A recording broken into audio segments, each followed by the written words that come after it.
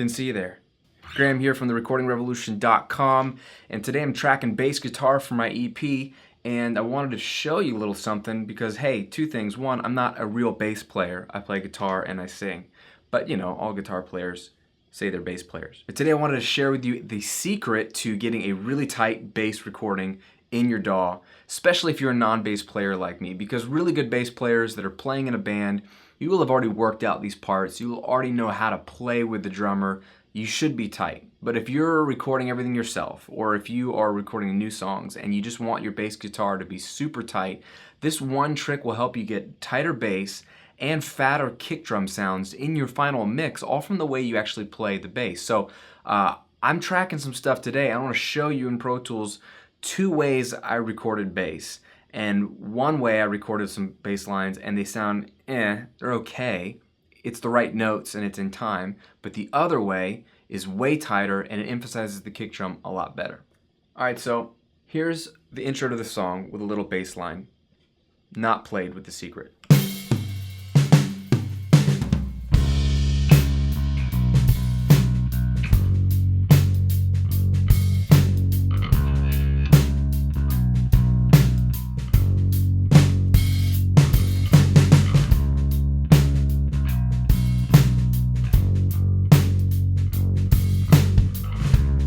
It works, it's in time, it's in tune, but it's just covering up so much of the kick drum. The secret to a great bass track in a recording is simplicity and following the kick drum. Those two things will get you far. Simplicity and following the kick drum. So here's another performance.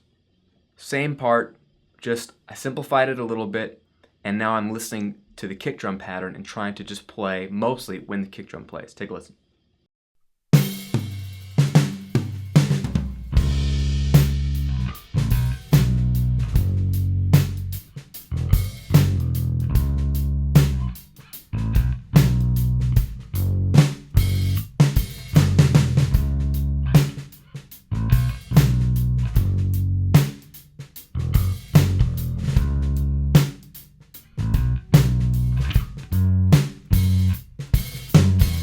A lot tighter, a lot more groove.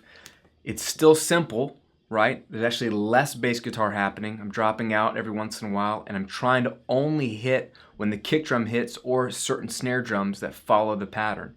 It makes the kick drum sound bigger because all of a sudden you're noticing the kick drum more because the bass isn't covering it up.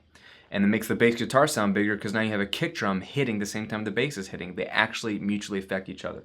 Here's later on in the chorus, okay? Here's my first attempt playing the bass line in the chorus.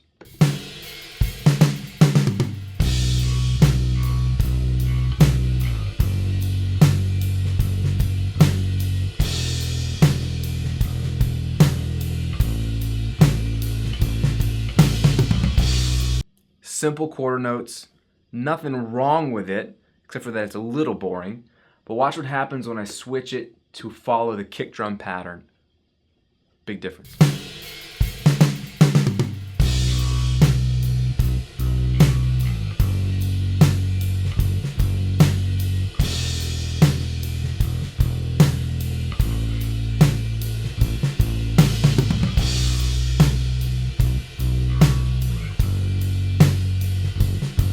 Feel that? Boom, da bum, boom, boom, bum, boom. All of a sudden you notice the kick drum hits are there, and it makes the bass guitar sound bigger anyway. So it's as simple as whatever bass line you have, make sure that it's not too busy. Simplify, because you'll have guitars or pianos or strings or synths or something else going on. You want the bass to fill out the bottom. I'm not against cool busy riffs. I'm not against cool fills. I'm just saying for the majority of the bass work on a nice studio record, go for simplicity when you can, just like a drummer should go for simplicity when he can, and then have some tasteful fills. So simplify, and then follow the kick drum. Listen for what did the kick drum do? What did the drummer do? Even if it's not what you thought he did, if that's what you captured that day, that's what you need to follow, because that's going to give you more power in your bass and more power in your kick drum, and they complement each other beautifully. So simplify, follow the kick drum pattern. You will have a much tighter, much bigger bass sound and kick drum sound of all things. Hope that helps. Again, this is Graham at therecordingrevolution.com. Go record some great tunes this month. I got more tips for you. I got to finish my bass lines and then move on to guitars. It's going to be a fun week, documenting a lot of it for you for the documentary when the EP launches, so stay tuned. It should be good. Take care, guys.